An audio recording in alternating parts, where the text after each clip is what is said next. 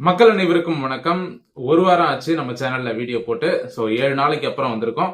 இப்போ இந்த வீடியோல நாம என்ன பேச போறோம் அப்படின்னா, விரைவில் தேர்தல் வரப்போகுது, எல்லாரும் கட்சி வேலையை கவனிங்க அப்படின்னு எடப்பாடி பழனிசாமி அவர்கள் தன்னுடைய தொண்டர்களுக்கும் மாவட்ட நிர்வாகிகள் எல்லாருக்குமே ஒரு உத்தரவை போட்டிருக்காராம்.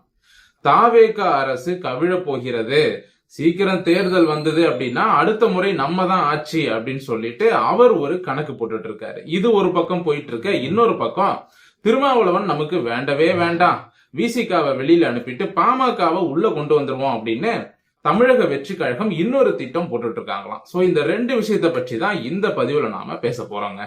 முதல்ல எடப்பாடி பழனிசாமி அவர்கள் போட்ட உத்தரவை பற்றி பார்த்துருவோம். அதாவது அதிமுகவிலிருந்து முக்கியமான நிர்வாகிகள், விஜயபாஸ்கர்ல இருந்து 2 விஜயபாஸ்கரும் வெளியில வந்துட்டாங்க.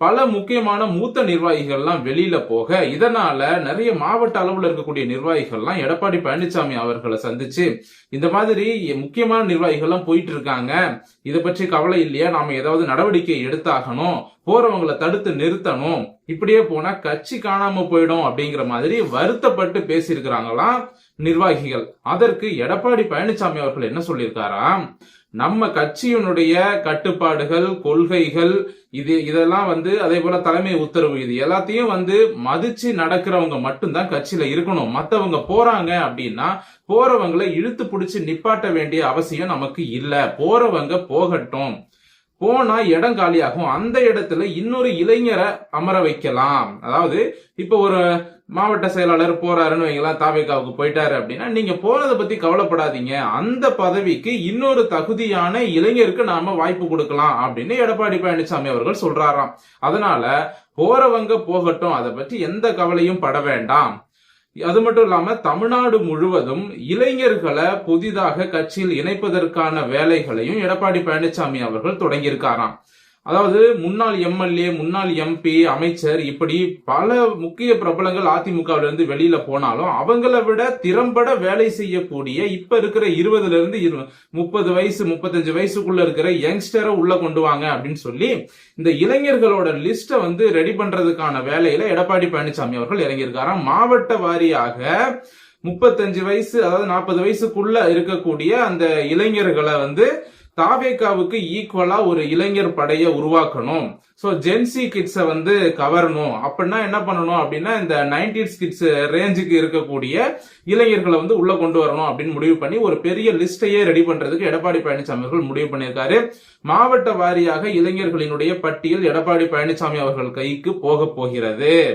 அதற்கு பிறகு எடப்பாடி பழனிசாமி அவர்கள் முடிவெடுக்கிற போகிறார். என்ன முடிவு அப்படின்னா, மாவட்ட செயலாளர்கள், இன்னும் பல முக்கிய பொறுப்புகள், அது மட்டும் இல்லாம வரக்கூடிய இடைத்தேர்தல்கள், அது மட்டும் இல்லாம இன்னும் சீக்கிரம் இடைத்தேர்தல், முழு தேர்தலும் வரப்போகுதான், சட்டமன்ற தேர்தல் வரப்போகுது, தாவேக்கு ஆட்சி களைய போகுது அப்படின்னு எடப்பாடி பழனிசாமி அவர்களுக்கு சில சோர்ஸ் சொல்லியிருக்காங்களாம். அதனால தேர்தல்ல நிக்கிற வைக்கிற அளவுக்கு, எம்எல்ஏ சீட்ல நிக்க வைக்கிற அளவுக்கு ஓரளவுக்கு பிரபலமாக இருக்கக்கூடிய, இளைஞர்கள் மத்தியில் பிரபலமாக இருக்கக்கூடிய ஒரு நல்ல இளைஞரை நாம நிறுத்தலாம், இளைஞர்கள், இளம் பெண்களை நிறுத்தலாம் அப்படிங்கிற முடிவுக்கு தான் வந்திருக்கிறாங்க. சோ இதுதான் இப்ப அதிமுகவுல ஹாட் டாபிக்கா போய்கிட்டு இருக்கு.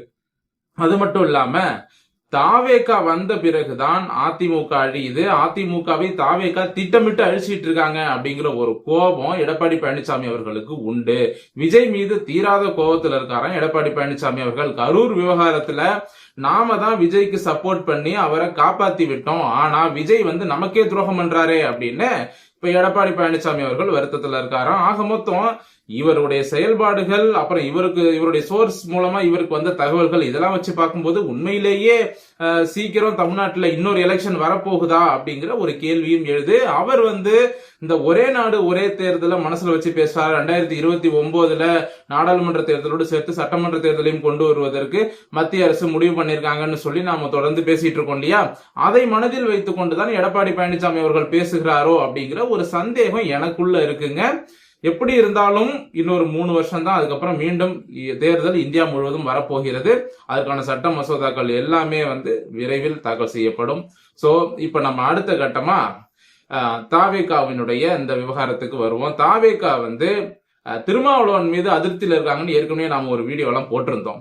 அது மட்டும் இல்லாம இப்ப சமீபத்துல திருமாவளவன் என்ன பேசியிருக்காரு அப்படின்னா, ஆதி திராவிடர் நலத்துறைன்னு இருந்துச்சு, அதை ஏன் சமூக நீதித்துறைன்னு மாத்துறீங்க, ஆதி திராவிட நலத்துறைன்னு மீண்டும் மாத்துங்க அப்படின்னு ஒரு மிரட்டல் விட்டுருக்காரு தாவேகாவுக்கு. அதாவது திராவிடம் இருக்கக்கூடாது அப்படிங்கிறது தான் தமிழக வாக்காளர்களோட எண்ணம். திராவிடமே இருக்கக்கூடாதுன்னு தான் தமிழக மக்கள் திமுகவையும் புறக்கணித்து அதிமுகவையும் புறக்கணித்து மூணாவதா ஒரு கட்சிக்கு ஓட்டு போட்டிருக்காங்க. அப்புறம் இவர் வந்த மாதிரியே என்ன பண்ணிட்டாரு விஜய், சமூக நீதித்துறைன்னு மாத்தி இருக்கிறாரு. இப்ப சமூக நீதித்துறைன்னு மாத்தினதுல என்ன தவறு இருக்கு? திராவிடம் என்ற வார்த்தையை நீக்கியதால் திருமாவளவனுக்கு கோபம் வருது. ஆக மொத்தம் பட்டியல் சமுதாய மக்கள் அந்த திராவிடம் என்ற அந்த சாக்கடைக்குள்ளேயே சிக்கிக் கொள்ள வேண்டும். இந்த திராவிடத்துக்குள்ளதான் பட்டியல் சமுதாய மக்கள் இருக்கணும், ஒட்டுமொத்த தமிழ்நாட்டு மக்களும் இந்த திராவிட சித்தாந்தத்துக்குள்ளதான் இருக்கணும் அப்படின்னு திருமாவளவன் விரும்புறாரா? திராவிடமே பிடிக்கலன்னு தான் பட்டியல் சமுதாய மக்கள் திருமாவளவனுக்கு ஓட்டு போடாம விஜய்க்கு ஓட்டு போட்டிருக்காங்க. திராவிடம் வேணான்னு நினைச்சு ஓட்டு போட்டிருக்காங்க. ஆனா இந்த திருமாவளவன் தற்பொழுது விஜய் அவர்கள் வெற்றி பெற்ற உடனே ஒட்டுண்ணி மாதிரி ஒட்டிக்கிட்டு மறுபடியும் நீங்க ஆதி திராவிட நலத்துறைன்னு மாத்துங்க அப்படின்னு பேசுறதும், பறையர் என்ற வார்த்தையை பயன்படுத்த கூடாதுங்கிற மாதிரி திருமாவளவன் பேசிட்டு இருக்காரு. பறையர் என்று சொல்லவே கூடாதான். என்னங்க சைவ பறையர், ஆதி தமிழர், சைவ பறையர், இதை ஏங்க சொல்லக்கூடாது? இத சொல்றதுக்கே அந்த சமுதாய இளைஞர்கள் கூச்சப்படுற அளவுக்கு அந்த இளைஞர்கள் மத்தியில அவங்களுடைய குடிப்பெயரையே சொல்ல முடியாத அளவுக்கு தவறா சித்தரிச்சு வச்சிருக்குது இந்த திராவிட கூட்டம். சோ இதெல்லாம் பட்டியல் சமுதாய மக்கள் புரிஞ்சுக்கிட்டு, இந்த திராவிட சூழ்ச்சியை புரிஞ்சுக்கிட்டு திமுக, விடுதலை சிறுத்தை இந்த கட்சிகளிலிருந்து மிச்சம் இருக்கிறவங்களும் வெளியில வாங்க. ஓரளவுக்கு இளைஞர்கள் விஜய் பக்கம் வந்துட்டாங்க, மீதி இருக்கிறவங்களும் வெளியில வாங்க, திராவிட சாக்கடையிலிருந்து வெளியில வாங்க அப்படிங்கறத சொல்லிக்கிறோம். இப்போ தாவேகா இப்ப திருமாவளவன் இந்த மாதிரி எல்லாம் பேசுறாரு இல்லையா? சோ இவர் இந்த மாதிரி தாவேகா அரசுக்கு எதிராக தொடர்ச்சியா பேசிக்கிட்டு இருக்காரு. அதனால வரக்கூடிய இடைத்தேர்தல்ல நாம எப்படியாவது அனைத்து தொகுதிகளிலும் வெற்றி பெற்று அதற்கு பிறகு நமக்கு தனி மெஜாரிட்டி கிடைச்ச உடனே திருமாவளவனை கழட்டி விட்டுட்டு பாமகவை கூட்டணியில சேர்த்துக்கலாம், நம்ம சௌமியா அன்புமணி அவர்களுக்கு ஒரு அமைச்சர் பதவி கொடுக்கலாம், இல்லைன்னா ஒரு துணை முதல்வர் பதவி கொடுக்கலாம் அப்படின்னு தமிழக வெற்றி கழகம் ஒரு முடிவு பண்ணிருக்காங்களா. விஜய் அவர்களும் அதற்கு சரி அப்படின்னு சொல்லியிருக்காராம். ஏன்னா திருமாவளவன் ஒரு பக்கம், வன்னியரசு ஒரு பக்கம், ரெண்டு பேருமே பயங்கரமா டார்ச்சர் பண்ணிட்டு இருக்காங்க. அதாவது கூட்டணியில ஆட்சி அதிகாரத்துல பங்கு கொடுத்ததற்கு பிறகும் தாவேகா அரசு எதை செய்யக்கூடாதுங்கிறாங்களோ அதை தான் இவங்க ரெண்டு பேரும் பேசிட்டு இருக்காங்க, செய்யணும் அப்படின்னு. அப்போ ஆளுகின்ற அரசை கேட்டுதானே சில முடிவுகளை இவங்க எடுக்கணும். இவங்க கூட்டணியில தானே இருக்காங்க. அப்ப ஆளுகின்ற அரசுக்கு இவங்க மரியாதை கொடுக்கறது இல்ல, இவங்க இஷ்டத்துக்கு வாய்க்கு வந்ததெல்லாம் பேசிட்டு இருக்காங்க, இவங்களுக்கு என்ன தோணுதோ அதெல்லாம் செய்யறாங்க. அதனால விடுதலை சிறுத்தை கட்சி வேண்டாம், பாமக தயாரா இருக்காங்க, நம்ம என்ன சொன்னோமோ சொன்னபடி பாமக கேட்பாங்க அப்படிங்கிற ஒரு நம்பிக்கை விஜய் அவர்களுக்கு இருக்கு. அதனால பாமக-இன் விடுதலை சிறுத்தை கட்சி அவுட், அந்த மாதிரியான ஒரு சுச்சுவேஷன் தான் வரப்போகுது. இடைத்தேர்தலுக்கு பிறகு வரப்போகுதுன்னு நான் நினைக்கிறேன். இப்ப என்ன, மே மாசம் ரிசல்ட் வந்தது இல்லையா, அதுல இருந்து ஒரு 6 மாசத்துல இடைத்தேர்தல். சோ இன்னும் ஒரு 2-4 மாசத்துல இடைத்தேர்தல் வரப்போகுது.